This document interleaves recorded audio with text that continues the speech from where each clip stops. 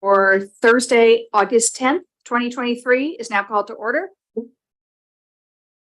In-person participation by the public is permitted, and remote electronic public participation is also available in the following ways: via Zoom by following the link and the information that's listed on the agenda. Members of the public participating electronically via the Zoom link and wishing to speak may do so during public comment by using the raised hand feature in the Zoom webinar. When dialing into Zoom at the phone number listed above, on your phone, use *9 to raise and lower your hand. Use *6 to mute and unmute your phone. You can submit a written public comment prior to the meeting by emailing your comment to the acting deputy city clerk or emailing dknight@cityofplymouth.org before 3:30 p.m. on the day of the meeting. Emailed public comments will be distributed to the city council and made part of the official record. This meeting is being recorded. At this time, we ask you to please silence all your cell phones or similar devices. Can we please have a roll call? Councilmember White. Here. Councilmember McLaughlin. Here. Councilmember Kleinfelter. Absent. Vice Mayor Sim. Here.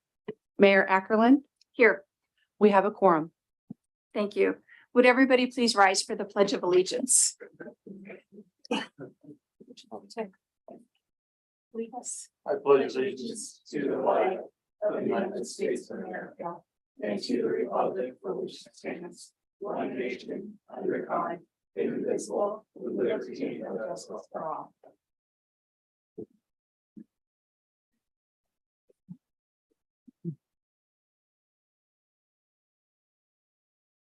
Number 2 is approval of the City Council regular meeting agenda. I'll make a motion to approve the agenda. Do we have a second? I'll second it. A roll call vote, please. Councilmember White. Aye. Councilmember McLaughlin. Aye. Councilmember Kleinfelter. Absent. Vice Mayor Sim. Aye. Mayor Ackerland. Aye. Number 3, public comment.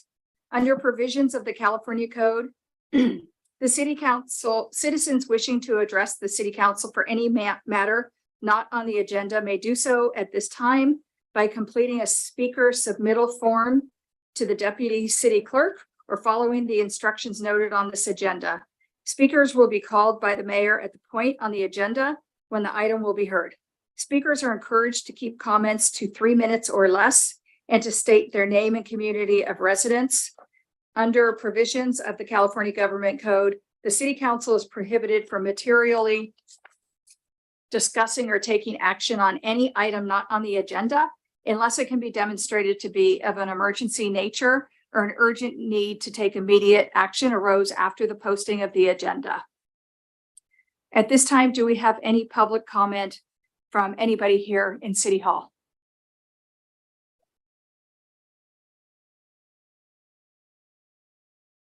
Hello, Sheriff Redmond. Hi, good evening. Sheriff Redmond. I just, it's been on my radar and something I wanted to do, just make sure if you could push the button. There we go. Sorry about that. It's been on my radar for a while, and this something I wanted to do was just to make sure that I reach out and get to these meetings occasionally and maybe provide an update and just a brief overview of things that are happening in current events, et cetera, within the sheriff's office. Things are finally starting to calm down a little bit for me. So here I am, and hopefully I'll be able to come out quarterly with City of Plymouth and also Amador City.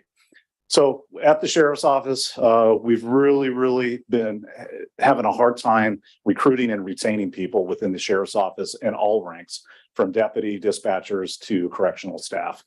We're at a critical shortage of our dispatchers. We currently have 5 dispatchers out of 11. I've got deputies that are working overtime shifts to help out within the dispatch center, because we do provide not only the dispatch to the deputies, but also answer phones and emergencies, 911s, and also medical aids. We dispatch for American Legion ambulance too. So it's very critical that we have this staffed. And we also have a shortage in our jail. We're down almost 10 positions within the jail ranks. So with this, I went to the board and started negotiating with them, letting them know of the current crisis. And I'm happy to report that the board agreed to an immediate 5% within that association. So that is correctional staff and dispatchers. And they've also extended their contract, which was a 3-year contract, and they extended an additional year. And they gave the correction staff 3%, excuse me, and 5% for those dispatchers. So we're hoping with that, we're really going to be competitive and at least retain the people that we currently have. The deputies I'm working on next. I haven't forgot about the deputies because we are short-staffed within the deputies, but not as critical. We currently have 2 in the academy, and we've got 2 slated for the next academy, but that's not slated till January. We're looking to see if we can get them in an academy sooner than that. And then we're going to be down still 3 positions, but I've got 2 retirements coming up this year, my undersheriff and a sergeant. So that's kind of some of the current trends. In an effort to also recruit and retain, I did go to a staccato pistol. I'm currently wearing the staccato right now. And if you're not familiar with that handgun, it's probably one of the best handguns made currently. And there's a reason why 900 law enforcement agencies throughout the nation are going to this. And we're one of the first in Northern California. And this is also recruitment and retention. It's much safer for the deputies. I come from a tactical background. Much safer for them to have follow-up shots. It's much safer for the public because they are way more accurate than our current standard Glock pistols. I didn't use any public funds when I purchased this. This was all done through asset forfeiture. So I was happy to take drug money and purchase some very, very quality weapons in an effort to retain. So currently this year, we've had 630 incidents within the city of Plymouth. And incidents go from a deputy initiated incident to a medical aid to a call for service. It runs the gamut, also traffic stops included in there. And just to give you an idea, I looked at some of the other areas that are under our jurisdiction. Volcano has 290 incidents. Pine Grove, River Pines, 133, and Philtown, 204. When you get into Pine Grove, we're at about 1,900 incidents. So it gives you kind of a snapshot of how much time we actually are spending in Plymouth. And when I run these stats, it doesn't add up the time, but it actually records when the deputy was here, when they were dispatched, how long they spent on the call for service, if it was a call for service or just a business check. And I can tell you it's hundreds of hours. So just kind of a little brief overview. And if there's any questions, I'd be more than happy to answer any questions. Yes, sir. How many total deputies do you have in the county?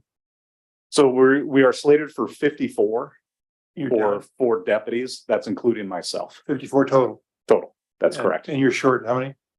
Right now, we're going to be short 3, and then I've got 2 more that are going to be retiring. So we'll be short 5 at the end of this year. And how many times a day do you know that your deputies cruise through Plymouth? I don't know how many times per day. That's not something that is easily captured. I just know, how much time, if we were to add all that up, how much time we actually do spend. 630 incidents. But those 630 incidents, That's year to date. that's year to date, correct? Gotcha. And that's anywhere from, it could be 5 minutes to 2 hours. Understand. Thank you. Yes, sir.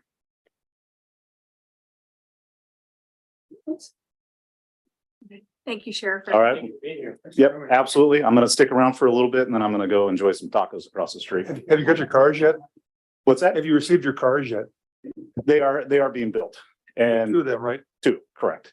And the plan is to outfit those with radar. And then we're working on training some folks with radar so we can come out and actually have a much better presence enforcing some of the speed laws here in the city of Plymouth.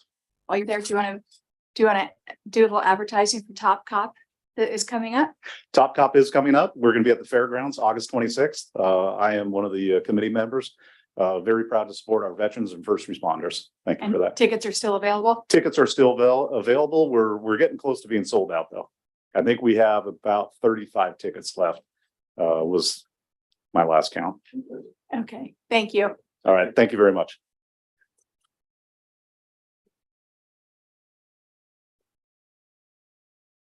Other public comments?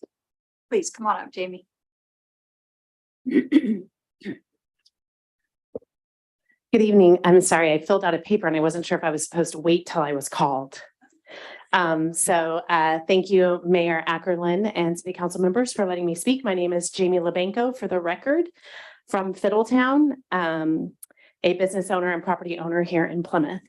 So as you know, I've had a little bit of a hiatus.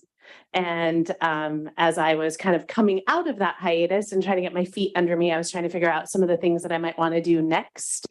And I keep circling back to my kind of love for Plymouth and what we kind of all, I think, hope to achieve here in our community.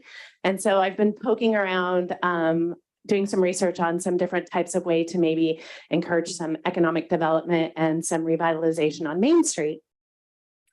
I had a conversation with Tracy Berkner from TASE recently, and we were discussing the possibility of putting together like a community benefit foundation, something that might possibly be able to invest in entrepreneurs and different types of things in Plymouth. And she said in Stockton, they have a program called Angel Investors.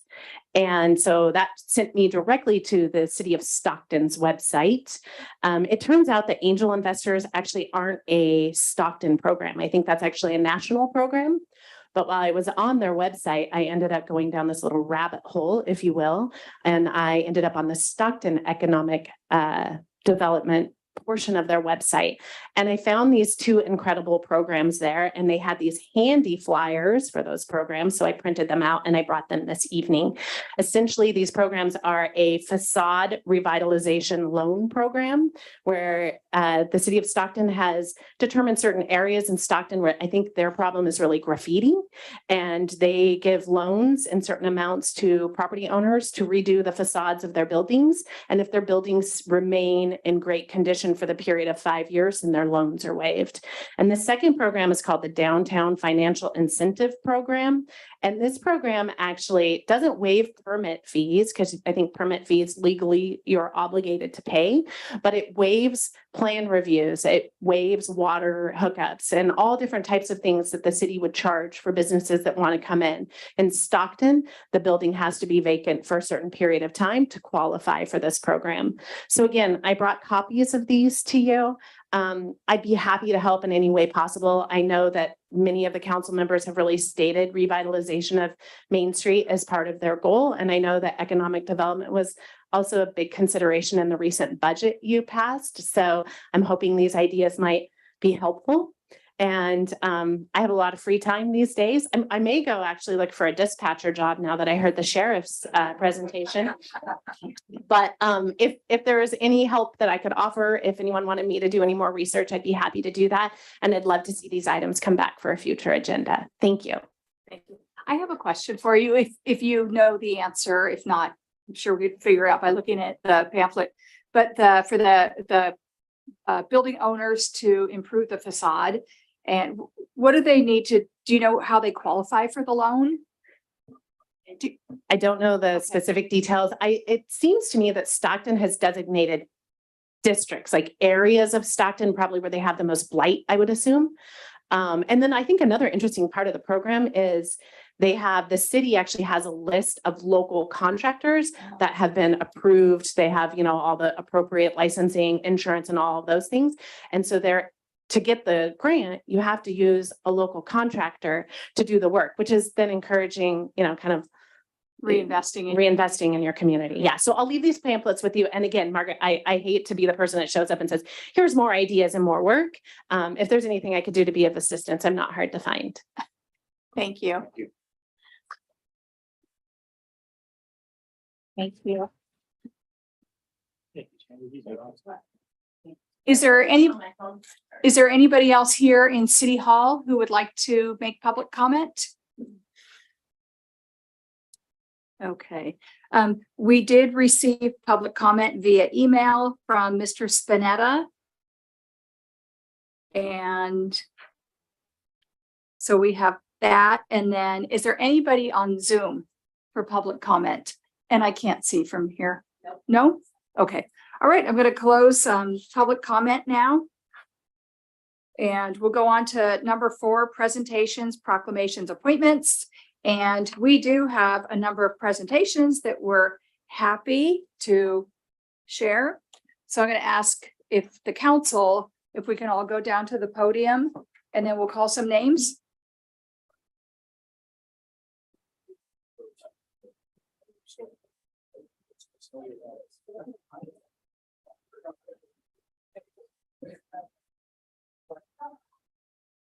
Like the opposite of yours. Running off.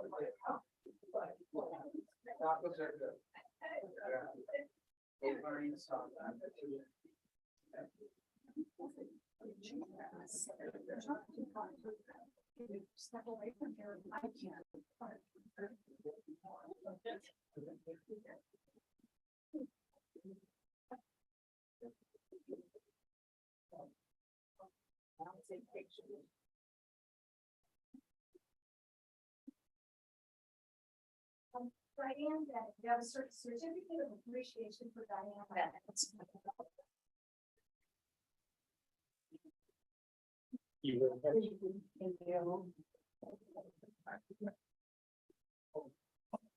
We pick up on.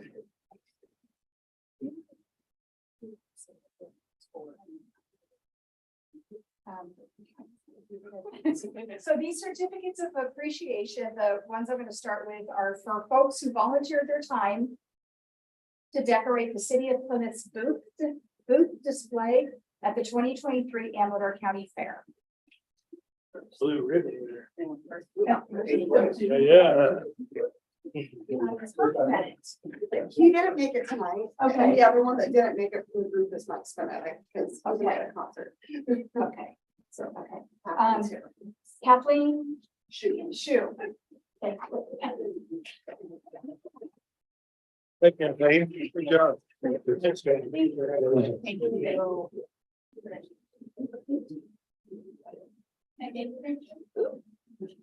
you.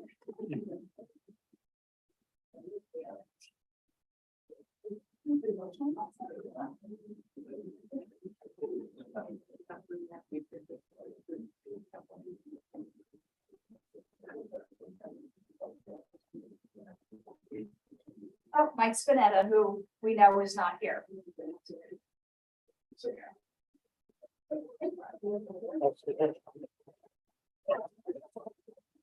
We can tell him we got applause. And Peter Amoroso.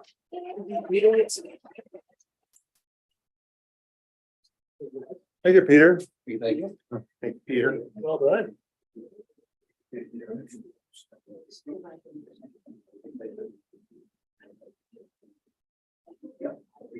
Well, how y'all come back? Are we, we're not done yet, right? You're about to go with the ballot. So you want to come back up and have a- okay.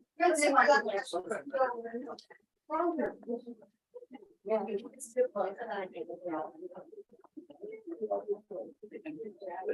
Councilman Wilson. There you go. Thank you. Thank you. Thank you. Thank you. Did you still have some? Now we have more certificates for the city window. These are certificates of appreciation for those who come with the window. And this was a third place that they received. So thank you.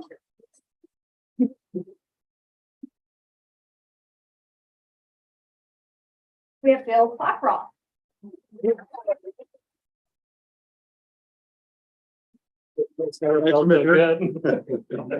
Nice job. First place.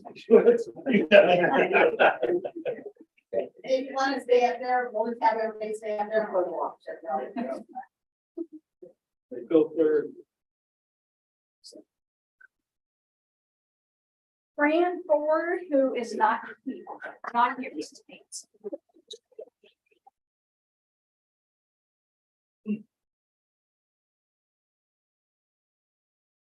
Here in Pearson.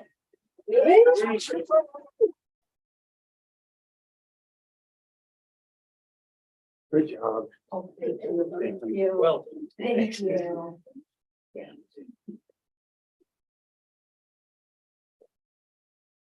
Jean Bell, who is not here tonight.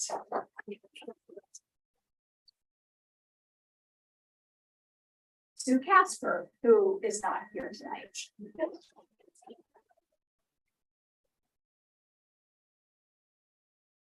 Sue Lambert.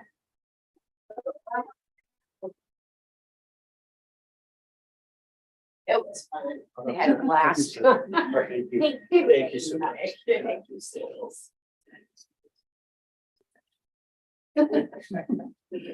Oh, and Sue's better half Steve.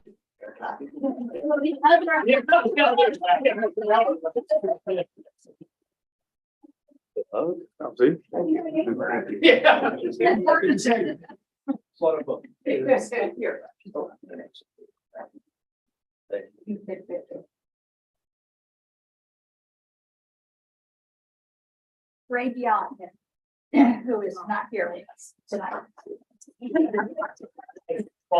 Yeah. Kathy Young, who is not here with us.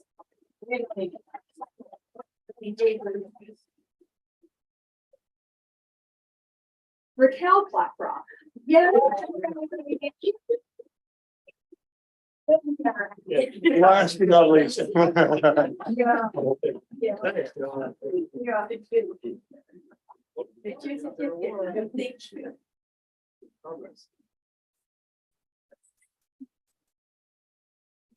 Okay, Carolyn McQuinn. Who is here. Sit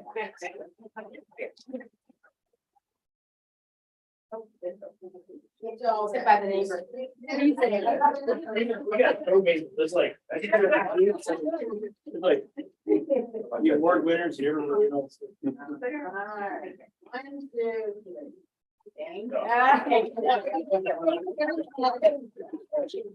You too. Hard work.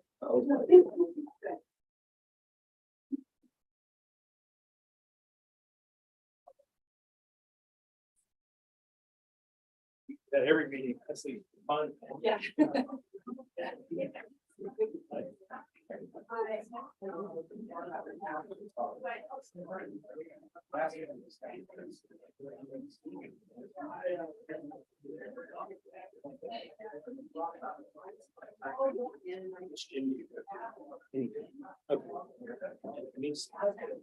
Sign up. We gave them back to viewers. However, they did. No. And next on the agenda, 4.2, we have a presentation by Patrick McEntee with Aquaco Resources.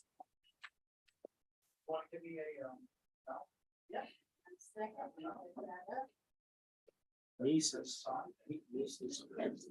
Not to waste time, I'm Pat McEntee. I'm the head of the No Wildfire Program and the CEO of Aquaco. And we're going to be bringing, after years of work, a new automated fire protection system to test in Amador County. And in fact, our test bed is the Shenandoah, 8 miles up and 6 miles across. I guess we all know, I'm a computer person. I was involved in building the internet, and I've been applied to doing this to figure things out because it's pretty obvious we've got our hands full, right? You know, those of you who know Lahaina on top of everything else.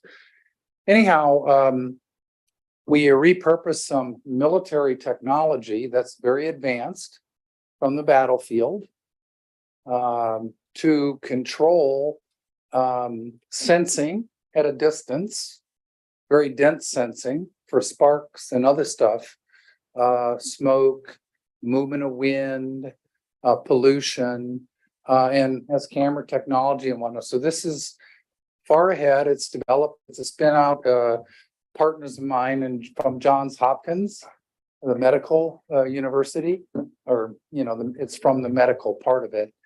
And so the whole point is to automate and to be able to actually protect people and fight fires. So I'm not going to go into all the details, but it's the next step beyond the existing to help our firefighters and to help people defend their property. And the first part of that is, okay, scroll, okay. And here I am, a computer person, and I'm acting like a door kid. So where am I? I'm lost now. Okay, so there we go. So we all know, just real quick, you know, we all know Paradise. Oh,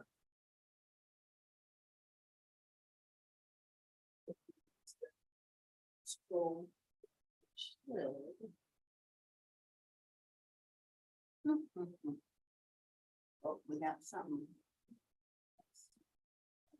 It's okay.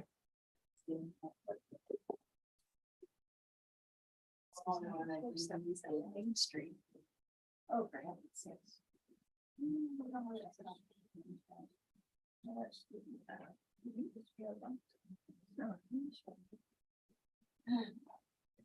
it's not. Oh, I'm sure. I'm gonna get that back. I think I'll scroll for you once I get it. Yeah, maybe that'd be a good idea. Yeah, why don't you just go do that? That'd be fine. Thank you so much. This isn't just me and some cone heads, but there's an army of people from the UC, several state agencies. Barbara's here on the ground, testing in Burke Ranch. She's a site. And once we get these slides, I'll show you what we're talking about here. Of course, this is the proving ground for California ag. It's about defending our crops first, and then other things will benefit from it. Home HOAs, senior living, town halls. And this is all modeled off of the learnings we did of the disaster at Paradise. I unfortunately had to study all these fires, so I know them all too well. And I look as wood as fuel now instead of beautiful trees, which it is as it is. But what are we doing here? So the point here is to put out a thing that's a dense network so we can sense better locally. And then also it will automate in an automated fashion, trigger things that are automated systems. Cannons that will fire around buildings that will not just casually protect, but protect. The fire will not be able to get there. It'll be like a plane flying over your house with retardant or flooding around your house. So we're developing a whole new theory of protection, but without detection, it ain't gonna work, okay? So go to the next one, please, thanks. What it is this, we're gonna put these, I've been going around, I've met John DeStasio, we're meeting with all the vineyards, want every vineyard to have one, the different topologies, the top points, the town to have one. We would like to have one in the roundabout around here. So it is a new model of how a dense network exists. And what that means is within that space, it can protect better. It can be a denser response. If a spark hits, they'll know immediately. So it shortens response time from like an hour to a minute. And then like on the towers that are up in the El Dorado forest and whatnot, it can sense way and it can zoom in and find it and locate and do all kinds of things. So eventually we'll have more automation of ridge lines and things like that, that you'd feel more like a battlefield, because that's kind of what we're dealing with here with all this climate change and the fires. Go ahead.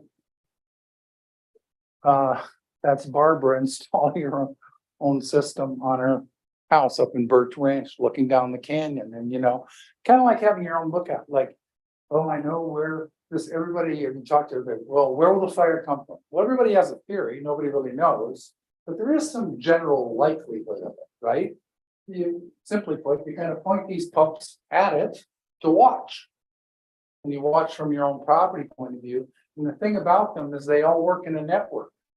So they can talk to one another. So you're not waiting for something from a satellite. Satellites are great, but it's not the same thing as boots on the ground. In general, it's not true, but certainly in fire, it's not true. You don't have to ask any other firefighter. Plus, then the thing that I like, I've gotten to know a lot of firefighters and I really admire them. And I can't believe how unsupported they are. My son's a naval officer and I know what they do to support him. And so all this new information will be accessible to all the firefighters. And we intend to pilot a new type of control center to support Amador Fire. with the other things. So it really is happening here, the whole state, everybody is focused. So I'm, going out. The other thing about it is, so, I mean, just not to get too crazy about it, what is it sensing that's different? Can you speed up a little? So it senses the fire, the spark, the rate of its expansion, the movement of its wind, a lot of stuff, like it's in, like the beast, right? And then obviously the temperature variant, not to get too into fire, but fire is not even in its heat. And then a byproduct that we forget about is the after effects of the new type of fire. Pat, can you stay near the microphone so we get you on? For sure. Thank you. Yeah. The new fires in general, not to get technical, but are burning a lot hotter for a lot of reasons. And that's caused a new type of air pollution that's an after effect that lingers. So it's burned so hot, and things get so small, they'll go right into your skin. So it's toxic. So low-lying areas, they can retain there for a long time. So this thing about, oh, well, the fire's not near or whatever. Well, all California, the Central Valley, all of it's exposed now because of this. The air quality wise, this has started, and this is really a phenomenon that's happened over the past 10 years, really, for a whole host of reasons. Keep going. Another thing that is we want to rethink, and I have been talking to different members of the county and some of you all and whatnot, is we need more water around. We have to capture more water. Plymouth has beautiful resources of uneven terrain. We can capture water. We need to have a lot more water around. We use retardant, but we need water. Residential areas need water resources. The big water tank up on Fiddletown, I've been driving all over, so that could be 2 or 3 times bigger, different types of things. So we need a lot of water. So there's a whole different type of program about capturing water that needs to happen, not unlike what happened with the programs for solar. You just have to have more water. We have a lot of water. We have a lot of rainfall. We let 32 trillion gallons of water wash into the sea because of the snowpack. We can't afford to do that anymore because we're digging our way out. Okay, it's nice that it replenished the reservoirs, though. Keep going. And then, of course, my buddy Rod from Canada, who's up and fighting the fires in Canada, he's invented this sprinkler from hell, if you will, that can put out retardant in 2 minutes. We can make a block a mile long, a fire block. So it's an automated fire block. So if we can predict where they are, and there'll be portable ones as well. It's a big debate about that, but we know from Paradise and a lot of the fires, ridge lines, elevations on individual property, river lines, tree lines are all points of vulnerability in general, right? For one reason or another, wind, fuel, elevation, rise, yada, yada, yada. So these are new ideas we're adding. And the nice thing about them is they can be automatic. They don't involve putting people at risk, right? So we're in the future, we see, oh, it could happen here or there, more things that we can do where it'll be controlled remotely. And then we're trying to find a simple way to communicate to owners about this. So about 1.5 years ago, 2 years ago, I looked for a very rugged place nearby, and we found Oloria Winery down in the Calaveras. It's a little more uneven, higher elevation, yada, yada territory here. So we have a site we're working on there. This is kind of our test site, if you will, with one of the wineries. And we developed this thing called the scorecard, which is kind of, we have the, I'll wrap up quick. The microphone. We have the general practice of defensible space. So people clear and this and that is an underlying concept of CAL FIRE and everything right now. So, but what are the next steps? Well, there's a lot of them. We're not doing them yet, right? So here are the things we need to, in human language, think about. Defensible space is a mitigation strategy, your preparedness, prevention, whatever, but also detection. almost no one has detection. Well, how are you gonna shorten response time without detection? That's why me as a cone head, I'm here, because it's a computer thing, right? And then also escape. Well, what is escape? Escape is escape general is a terrifying thing of all the recordings I listen to, right? Not being able to escape. You can't always escape in California because a lot of the roads were designed in 1930. So you have to think that through. So it's really, escape or refuge. I have some of these words wrong. I got a little corrections on them today, but like a lorry, you can't escape. So you have to plan to have a refuge to survive on property. Who tells you to do that? Who funds it? And who says that's a good thing to do? No insurance incentives, no anything right now. All that has to change. And then protection, like the fire cannon. There's little sprinkler systems on house and little vents and this and that. Now they're all good, but they're not going to protect a barrel chai if it's going to burn or really protect assets in a lot of ways. So we're just at the beginning of this. I'm old, so I was actually part of the computer industry starting. We're in like 1982 in the computer industry, and we have an IBM PC. This is just starting right now. And it's happening here. An army of UC people are involved in this. People all over the country, people all over the world are involved in this. So I don't want to make a bigger deal out of it. And it's not about me, but we're happy to be doing it here. Amador was selected of a bunch of counties. I selected Plymouth when we were working with Amador. And there's a whole set of reasons, not just because it's a great place, but because of the terrain, the lift, and all this other stuff. It's a model for the whole rim, from Fresno up to Paradise, of towns that are at risk, including the Central Valley. So, and this is Barbara. She's my teammate here from the Firewise Council. We're not just doing this as a bunch of coneheads. We're putting all our tools and energy into all the existing programs that exist to fuel inject them. By next year, they'll have more from us. Okay, thank you. Council members have any questions? First, Do you mind if we ask you some questions? oh, pass it out. Sure. Or Yes. actually, if you could speak in the microphone, it would help being, It can reach over there. That's all right. Sure. Yeah, sure. for the recording. Thank you. Sure. Pat, how do you think your system would have worked, for example, in Lahaina, which is on fire right now? I spent Now all day. you have a resource. You have an ocean right next door, right there. Yeah. Would that have, could this system have saved Lahaina? Or Yes. is it too fresh to? No, it could have. I'll tell you how. Okay, I remember they have 70-mile-an-hour gusts as well as 35-mile-an-hour winds. No, and yeah, so I'll get into my version of it, and then people who know more could correct me, but I know Lahaina well. I used to have a place there. And so we had a perpendicular barrier north of the city on the way to Kapalua, all the way up the side of the mountain with a cannon firing with a distance, 300, 400 feet. Okay, and then we had a similar thing. So we had a break north and south of it that would, so that it would eliminate fuel, right?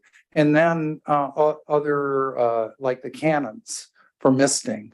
In one sense, the cannons can be used to shoot stuff out of the air. They're very agile. So no way to know, but I would say based on what we know, even as early days, a greater than 50% chance.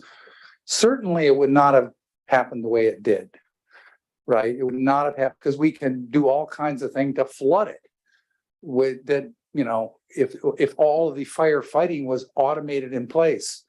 No way to know that. That's the key, one of the key questions, because we have hundreds of towns like that, not like. Well, I would think the advantage is that Lahaina is a small contained place. Yeah. Made of primarily wood. Yeah. Not so different than Plymouth.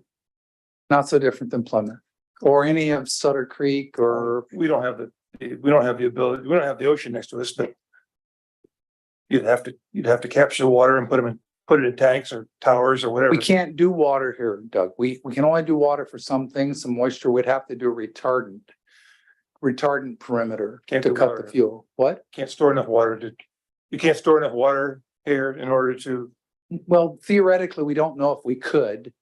So what we need to do is have like rings, some retardant, some water. This is one of the theories now, but yeah, you're right. The exact same thing could happen here easily. And it's even more difficult to fight. You know, obviously you don't have the ocean.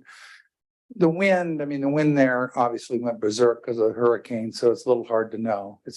But you know, through all this stuff with all the UC scientists, what we've learned is the real reality of climate change is climate volatility. We can't count on anything. Because I missed your point about these. You said you have your system outside of Lahaina. You mentioned some area over there where you have your. No, we don't have anything in Hawaii right there. now. Not right now. No.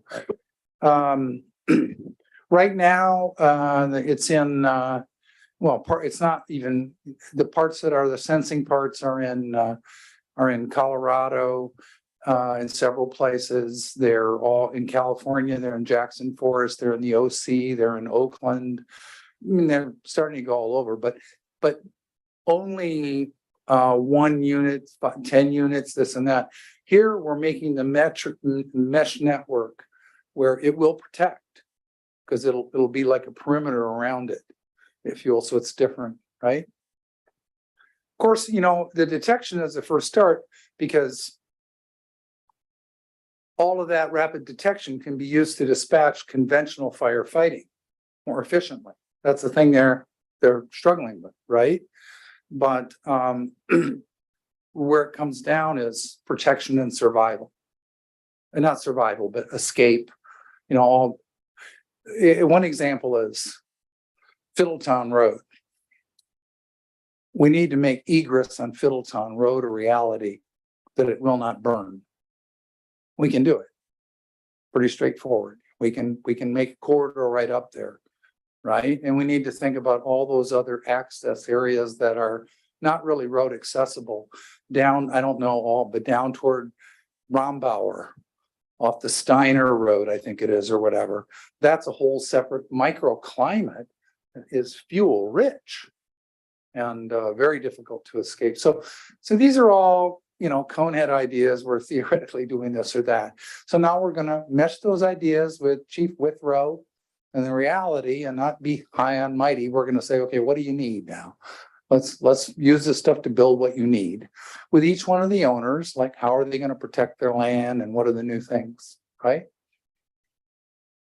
So kind of you barely skimmed over it, and kind of I'm trying to find the correlation, because you talked about agriculture and protecting our food and everything else.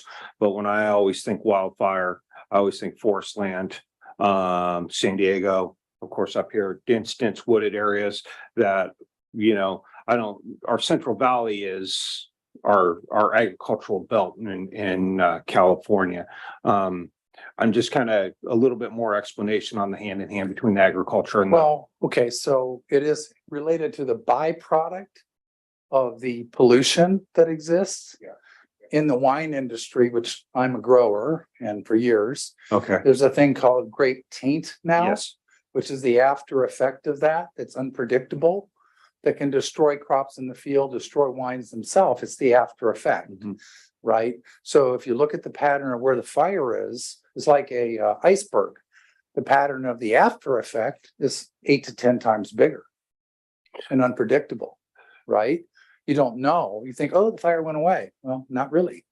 Not this type of fire. Okay, so so Napa, a lot of grape smoke happened there.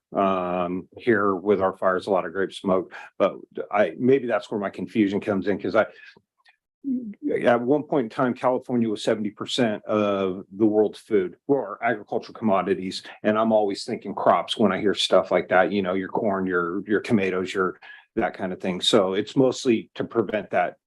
I guess the nickname grape smoke is what I've always heard it called. No, well, not now, but I don't think it will continue. I think every walnut tree individually yeah. is a risk from an ember. Yeah.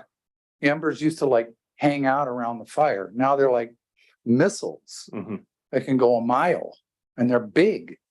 They can be big and erratic and the winds are different and not that. So the answer is we don't know. We don't have that. We don't have that to know. But I walk around now looking at everything as fuel, wondering how long it will burn and how dry it is to ignite and that. And, you know, so, of course, there's conventional stuff too about forest management and all of that that's just started, how we put these technologies to work at that scale, right? Like rethinking the observation tower or rethinking the observation area, or how do we really create a ridge line which is alive to observe, to create land intelligence. So it's doing something, but the bulk of this it was really driven out of the loss of life at Paradise, obviously, but it was the glass fire that was the tipping point.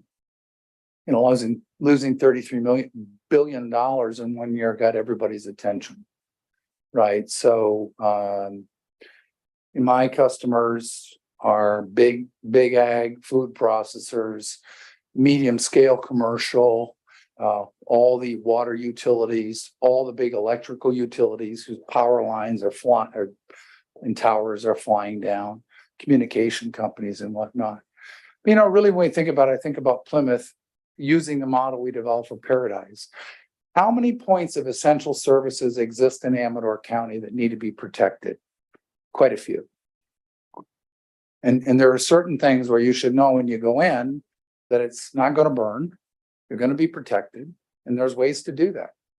And you know, we or dramatically alter the probability, I think. You know, of course, it's early days. And then also some notion of refuge on the road. What do I do on the road if I'm caught here or there?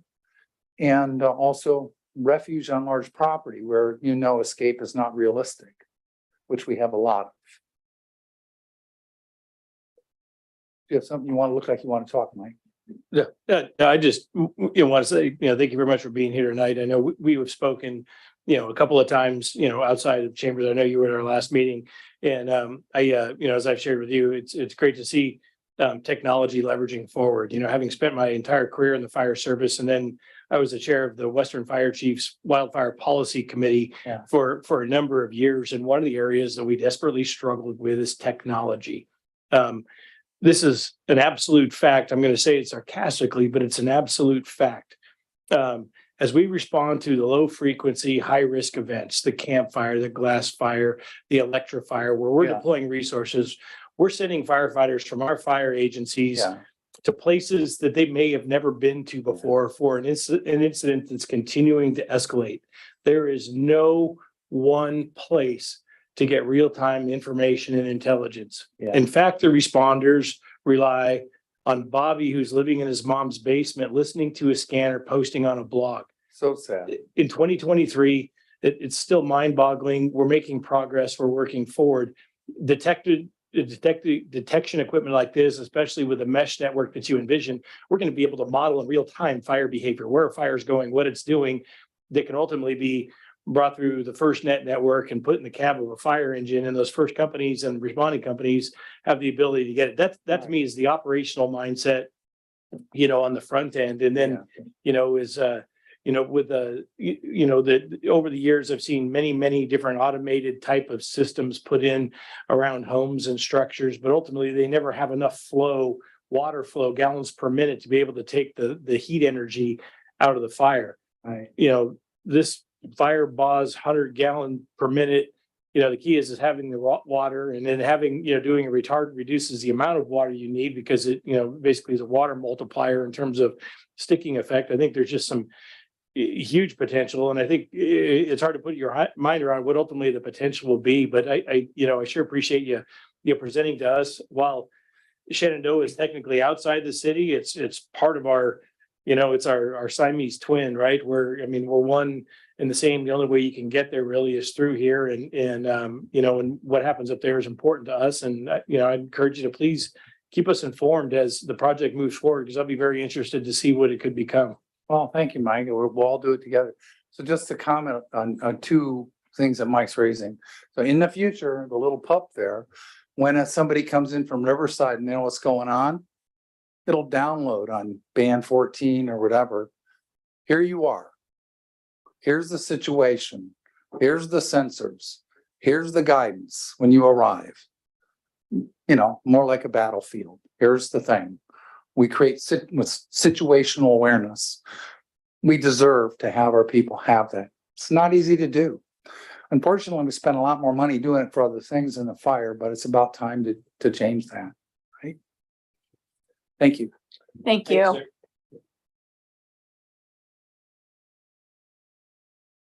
Item number 5, the consent calendar items. And 5.1, we have correspondence. 5.2, approve the regular meeting minutes of July 13th, 2023. 5.3, approve resolution 2023-36, making findings necessary to continue to conduct Brown Act meetings virtually. 5.4, accept the warrant register for June 2023. 5.5, authorize 3 payments of invoices over city manager's authority of $5,000, ranging between $8,715 and $19,396. And Ms. Roberts, did you have some additional information you wanted to provide? Yes. On 5.1 correspondence, I just wanted to provide the council just a little bit more information that was in that than what was in the packet. The Department of Transportation grant is an opportunity for a no matching funds grant to go with the rest of the cities in the county. I've had pretty clear direction from the council that they want grant money seeked out. So I felt comfortable relating that to the county. That's why this was just a communication. It was just for your information, not for any type of action. For the housing element, that document that is in your packet, there was a mix-up at when that document first came out. The planner had previously gotten communication from the consultant planner. However, he lost that contract job and he no longer was getting those. I didn't connect those dots. And so there was a delay in getting him the document. I checked in with him to see what the status was so I could report it out, and he advised he hadn't seen it. So in light of that, where we are is that the consultant on the housing element, they're drafting up the final draft. It should be out next week. I've talked with our planner.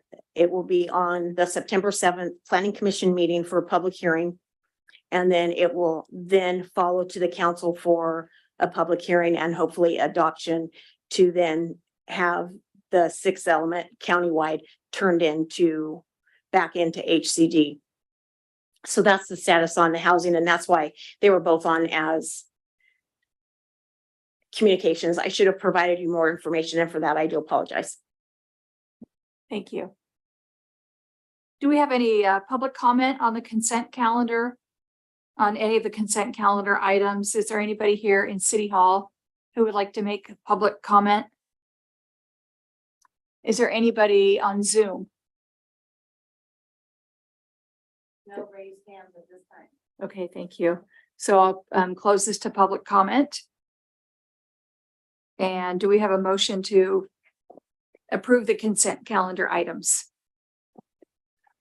I'll make the motion to approve the consent calendar. And I just want to make a note that, Ms. Roberts, I appreciate your, going after and applying for the grant. And to apply for a grant doesn't obligate any city resources. So go forth and apply. I know everything will come back to us for ultimate acceptance and approval. So thank you. Thank you for the clarification. And so anyway, I make the motion to approve the consent calendar. I second the motion. Thank you. It's been moved and seconded. Could we take a roll call vote, please? Councilmember White, Hi. Councilmember McLaughlin, Aye. Vice Mayor Sim, Aye. Mayor Ackerlin. Aye. Thank you. Motion passes. Thank you. Item 6, public hearings. There are none tonight. Item 7, regular agenda items. 7.1, consider adoption of 2 city policies, city council values policy, and interaction with city staff. Could we please have a staff report? Yes, Madam Mayor and Council, the council had been talking about policies, and these were 2 policies that are very important in terms of how the city is operating and communicating with each other. And so these are the first 2 policies that are being brought forward. I have 18 more stacked up ready to bring, just so you're aware. I just felt that these 2 were 2 of the more important ones to get started with. They're fairly simple policies. They're consistent with other agencies. We did not just write these blanketed. We did research from other agencies and put these together with the best information from a mix of cities. So these are before the council tonight for possible adoption. We can make some changes and approve with the changes that are made. My recommendation is to adopt both policies, and that's my staff report. Thank you. I'd like to open this for public comment. Is there anybody here in City Hall who'd like to make public comment on item 7.1? Anybody on Zoom? Not at this time. Okay, so I'll close this to public comment and open this for council discussion. And Councilmember McLaughlin. I just want to say is one, well, I guess our newest council member that, when I was elected, I was surprised that there really are no policies on how the city council operates, right? It was a bit of a surprise. I mean, as it was mentioned, this is a pretty wide standing practice really in most agencies. And I'm excited to see this come forward. That if we can't, if we as your city council can't articulate what our responsibilities are and who, what, when, where, and why, and how we're supposed to do business, it's hard for the businesses and residents of our community to know what we're supposed to do and be able to hold us accountable for our office and our behavior and our conduct and so on and so forth. So I'm just well, I guess using Scott Harvey's, I'm tickled pink that it's before us tonight. So thank you for bringing this. That'd be a new Facebook group.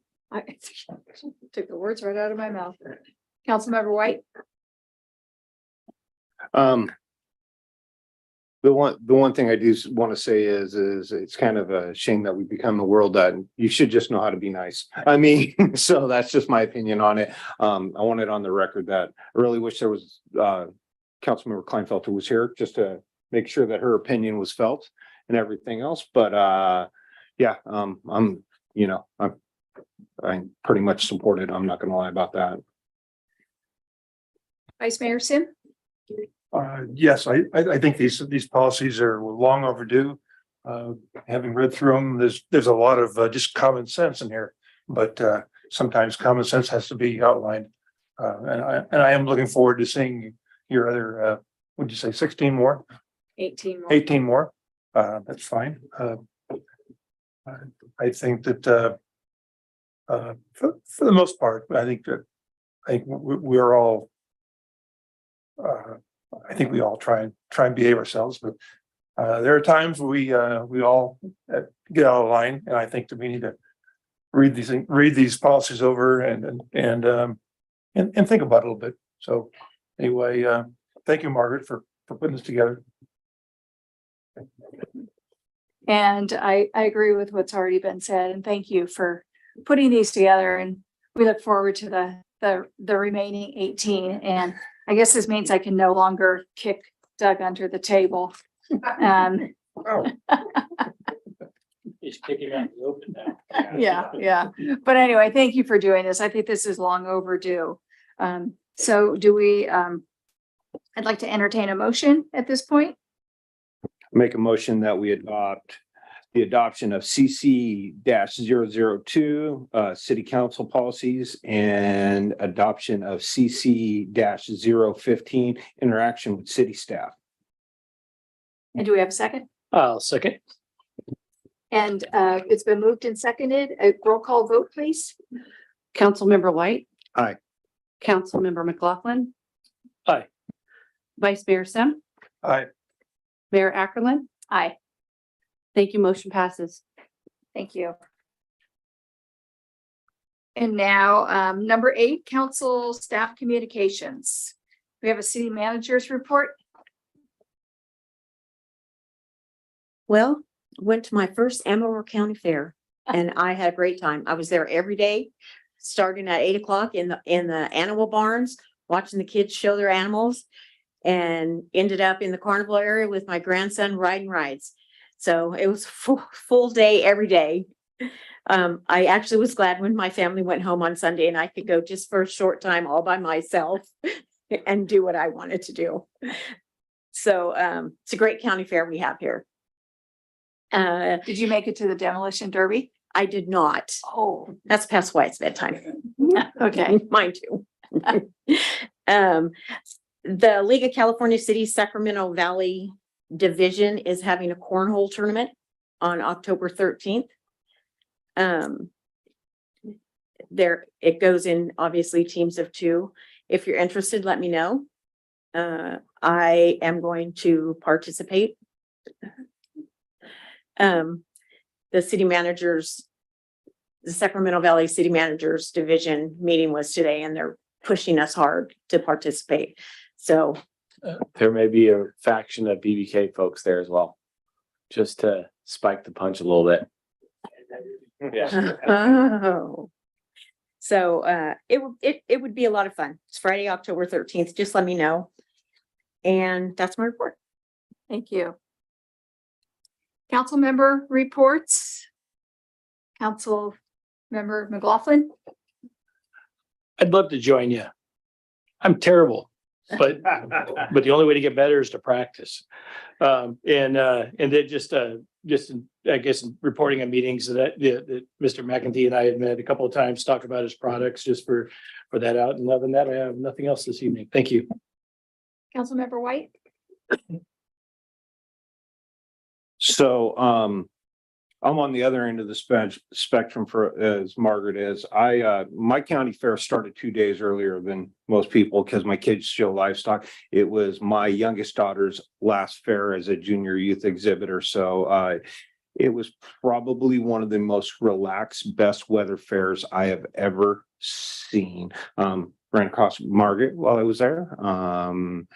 The public seemed to be in good spirits out there. The flowers were as beautiful as they are every year.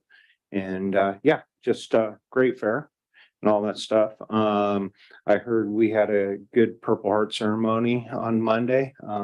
So that's exciting. And Sounds of September. Tell everyone, get out. We're gonna have some good music. Got the 5 bands booked. We're ready to go. Thank you. Vice Mayor Sim. I agree with everybody that the fair was terrific. I understood there was everybody behaved themselves. There was very, very little issues out there with the sheriff's department and so forth. And in the absence of the mayor, I was asked to be part of the opening ceremony at the fair, which I enjoyed. I was able to say a few words behind our local California state senator, Maria Alvarado Gil, and she was terrific as always. And Mr. Hoffman said a few words to the folks in the opening of the fair, and we were quite fortunate. The fair was well attended, and the weather cooperated too, which was very nice. So anyway, really enjoyed it. Thank you. And I want to thank Vice Mayor Sim for filling in for me at the 4th of July parade and the fair. Thank you very much. My pleasure. And then I just also want to wish a happy anniversary to Vice Mayor Sim and his wife, Jolinda Sim, who are celebrating 50 years of marriage. So happy anniversary to both of you. Jolinda, how did you do it? I was wondering the same thing. She really needs a certificate of appreciation. And then future agenda item, I think we should have a special meeting for cornhole practice. But maybe not. Did you want to add something? Yeah, when you're done. Okay, I am done. I have for the August 24th meeting, I have a conflict and will be unable to attend. And then for the first meeting in September 9th, I believe, maybe first meeting in September, my lovely bride and I will be in Yellowstone. So depending on cell coverage and the ability to connect, I may be able to join by Zoom, but I'm very, very tentative on that one. So I just want to make it known. I got a question. I know we can't see that far into the future. How busy is our agenda on the 24th going to be? Do we not know yet, or? I have not started any items for the 24th. Okay, because I know I'll be on the 25th in Anaheim, but I was thinking about skipping out of town on the 24th. I can be here, but so I'm just running that idea across to everyone now that Mike brought that up. And I was neglectful in asking you guys, is there any future requests, any requests for future agenda items? Okay, it doesn't sound like it. Okay. All right, with that, the meeting is adjourned. Thank you. Don't say